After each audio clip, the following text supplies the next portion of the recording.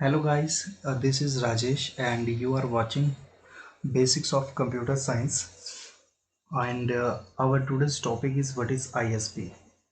ISP को समझने से पहले हम थोड़ा सा देखेंगे कि इंटरनेट क्या होता है, कैसे ये वर्क करता है। तो आइए इसके बारे में शुरू करते हैं। अब देखिए, जैसे कि आपने बुक्स में और काफ़ी जगह पढ़ा है कि इंटरनेट जो होता है वो नेटवर्क ऑफ नेटवर्क्स होता है। यानी जब पूरे वर्ल्ड के छोटे छोटे नेटवर्क्स लैन मैन आपस में कनेक्ट हो जाते हैं तो एक बड़ा नेटवर्क बनाते हैं जिसको बोलते हैं हम वैन, यानी वाइड एरिया नेटवर्क, जिसको ही हम इंटरनेट बोलते हैं। बट अब ये इंटरनेट जो है चलता कैसे है, इसका मालिक कौन है, तो इसी के बारे में हम जानेंगे। आप में से बहुत से लोग, उनको ये मालूम नहीं होगा, 99% लोगों को ये मालूम नहीं होगा कि एक्चुअल में इंटरनेट जो है वो चलता कैसे है। अब मैं आपको बताऊं, जो आपका इंटरनेट है वो चलता है 99% ऑप्टिकल फाइबर केबल से। ठीक है, आप जहां भी देखोगे ये जो ऑप्टिकल फाइबर केबल्स है, इनको समुद्र के अंदर बिछाया गया होता है। कुछ एक कंपनी होती है जिसको टीयर 1 में हम कंसिडर करते हैं, उसने इन सारी केबल्स को समुद्र के अंदर बिछाया होता है और पूरी कंट्रीज़, दुनिया की जितनी भी कंट्रीज़ हैं उन सबको आपस में कनेक्ट किया होता है।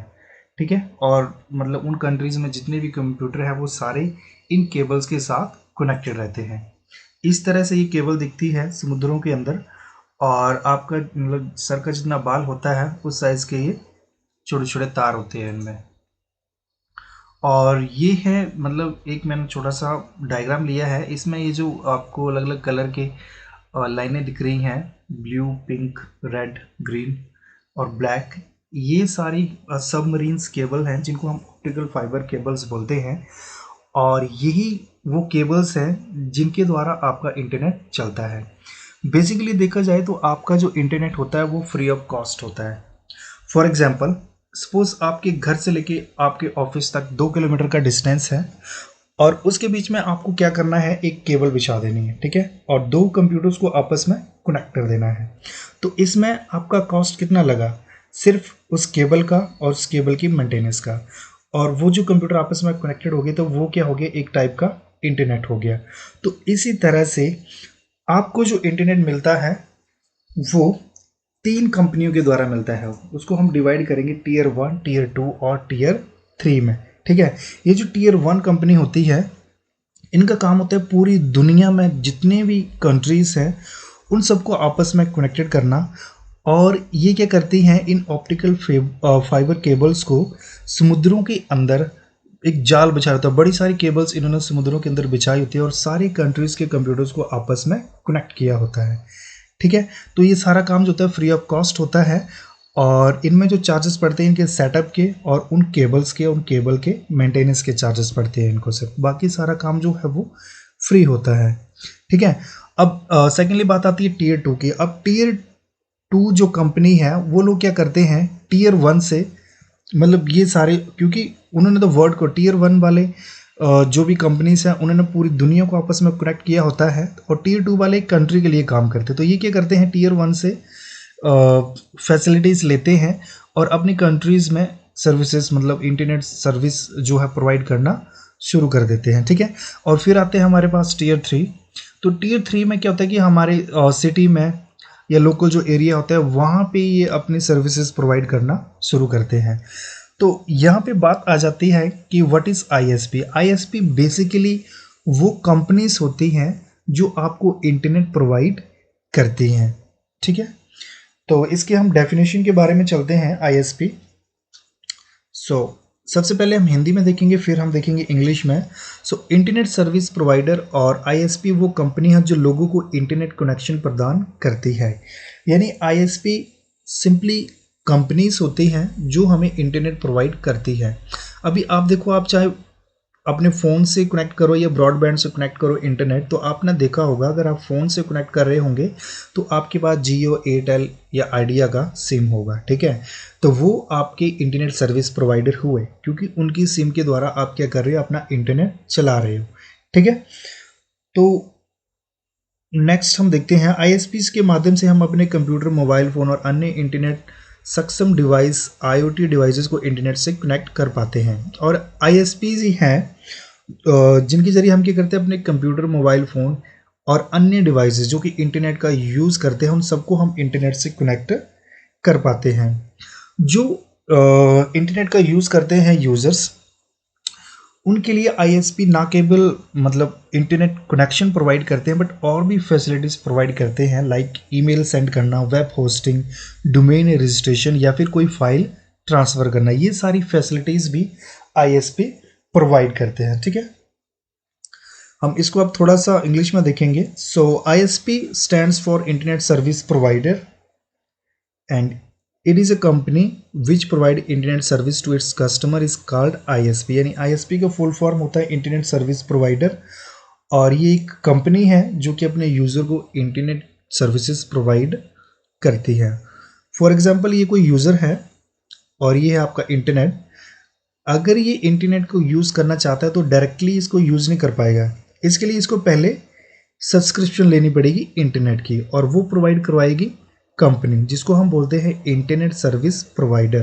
ठीक है, सो इंटरनेट सर्विस प्रोवाइडर जैसे आप सिम से यूज़ करते हो तो जियो, एयरटेल, आइडिया एक्सेट्रा हो सकते हैं।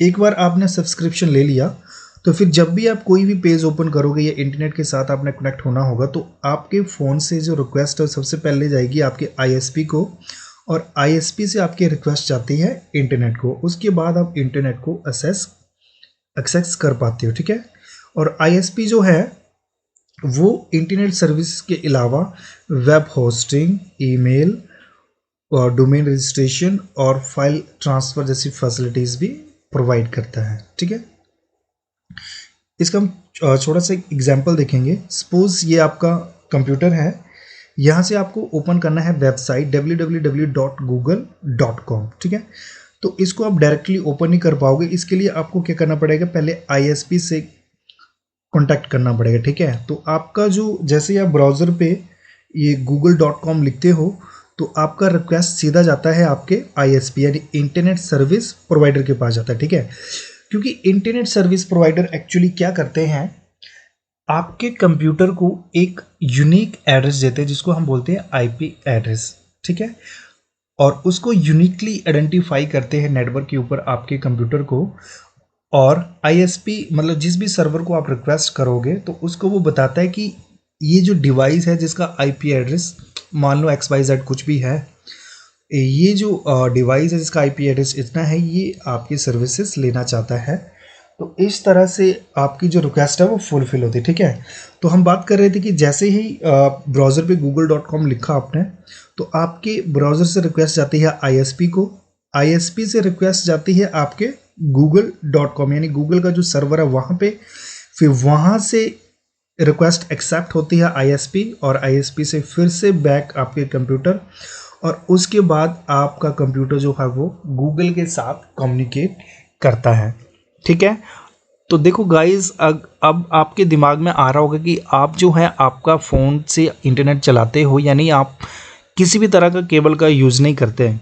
बट आप लोग ध्यान से देखोगे तो जिस टावर से आपको कनेक्शन आ रहा है, इंटरनेट का कनेक्शन आ रहा है, वो टावर जो है आपका उन ऑप्टिकल फाइबर केबल्स के साथ ही कनेक्टेड रहता है। ठीक है, और वो केबल्स सपोज आपको गूगल के साथ कनेक्ट होना है या फेसबुक के साथ कनेक्ट होना है, तो वो जो ऑप्टिकल फाइबर केबल है आपके टावर से लेके जो फेसबुक का सर्वर है, गूगल का सर्वर है या फिर जीमेल का सर्वर है, वहाँ तक आपके रिक्वेस्ट को लेके जाता है, और वहाँ से सारा कम्युनिकेशन आपका होता है। ठीक है, तो आगे हम इसके टाइप्स की बात करते हैं, टाइप्स ऑफ आईएसपी। जैसे कि मैंने आपको फर्स्ट स्लाइड में ही बता दिया था कि ये 3 टाइप की होती है, टीयर 1, टीयर 2, टीयर 3। और जो टीयर 1 है पूरे वर्ल्ड के लिए काम करते हैं। ठीक है, मतलब पूरी कंट्रीज़ में इन्होंने ऑप्टिकल फाइबर केबल्स समुद्र के रास्ते से बिछाई होती है, और जिससे क्या होता है कि दुनिया की जितनी भी कंट्रीज़ हैं वो आपस में उनके जो कंप्यूटर वो आपस में कनेक्टेड रहते हैं। और जो टीयर 2 है वो कंट्री के लिए काम करते हैं, यानी आपकी कंट्री में कैसे आपको इंटरनेट प्रोवाइड करवाना है, वो टीयर 2 वाली कंपनीज होती हैं। और आपकी सिटी के लिए जो काम करती है वो होती है टीयर 3। और टीयर 1 की कंपनी की एग्जाम्पल की बात करें तो वो है टाटा, भारतीय, रिलायंस और बीएसएनएल। टीयर 2 में जियो, एयरटेल, आइडिया और टीयर 3 में सपोज आपके पास MTNL, सिटी केबल एक्सेट्रा। ठीक है, तो एक बार फिर से सुन लीजिए, आपका जो इंटरनेट है वो काम करता है ऑप्टिकल फाइबर केबल्स के जरिए। आपके घर के पास जितने भी कंप्यूटर्स हैं वो सारे इंटरनेट के साथ कनेक्टेड होते हैं, क्योंकि कईयों ने ब्रॉडबैंड कनेक्शन लिया होता है या कई लोगों ने अपने सिम के साथ इंटरनेट चला रहे होते हैं।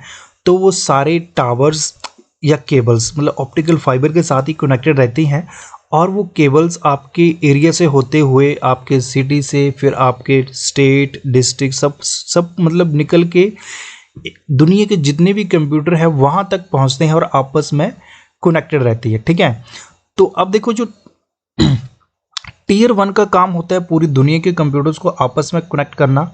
फिर उसके बाद क्या होता है कि आपका मतलब जो भी इंटरनेट कनेक्शन उसको 3 पार्ट में डिवाइड कर दिया जाता है। अब टीयर 1 से जाएगा आपकी कंट्री में, कंट्री के बाद जाएगा आपके सिटी में आ जाएगा। ठीक है, तो ये जो टीयर 1 होता है ये किसी भी यूज़र के लिए डायरेक्टली अपने इंटरनेट सर्विसेज जो है वो प्रोवाइड नहीं करता है, इसके लिए वो टीयर 2 का यूज़ करता है। ठीक है, यानी टीयर 2 अपनी सर्विसेज भेजते हैं, टीयर 1 अपनी सर्विसेज भेजते हैं टीयर 2 को। ठीक है, और टीयर 2 वाले क्या करते हैं पूरी कंट्रीज़ में ये नेटवर्क केबल बिछाते हैं। फिर उसके बाद आ जाते हैं आपके टीयर 3 जो आपके मतलब एरिया या सिटी में आपको इंटरनेट सर्विसेज प्रोवाइड करते हैं। बट ये जो टीयर 3 वाले कंपनीज होती है इनका मतलब खुद का कोई नेटवर्क नहीं होता है। ठीक है, ये अपने सारे काम के लिए मतलब टीयर 2 का ही यूज़ करते हैं। ठीक है, सो बेसिकली देखा जाए तो आपका जो इंटरनेट है वो फ्री ऑफ कॉस्ट होता है। सो ये कंपनीज होती हैं मतलब क्योंकि इनको केबल्स की मेंटेनेंस करनी होती है। अब समुद्र के अंदर है तो मे बी ब्रेकेज हो जाती है, और इनकी जो केबल लाइफ होती है वो 25 साल तक होती है। ठीक है, तो 25 साल बाद इन केबल्स को रिप्लेस करना पड़ता है, इनकी मेंटेनेंस करनी पड़ती है। और कई बार ऐसा होता है कि कोई केबल जैसे शार्क वगैरह काट ले या ख़राब कर दे, तो बहुत सारी केबल्स जो हैं आपस में समुद्र के अंदर कनेक्टेड रहती हैं।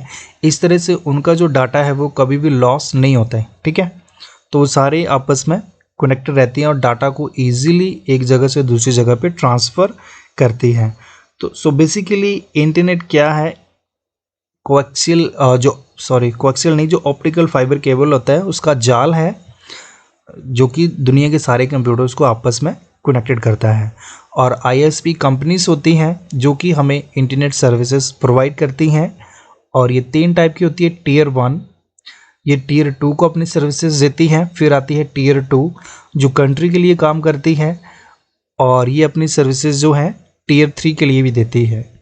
ठीक है, तो आई होप गाइज आपको समझ में आ गया होगा कि ISP क्या होता है। बहुत ही सिंपल है, ये एक कंपनी होती है जो आपको इंटरनेट सर्विस प्रोवाइड करती है। Thank you for watching.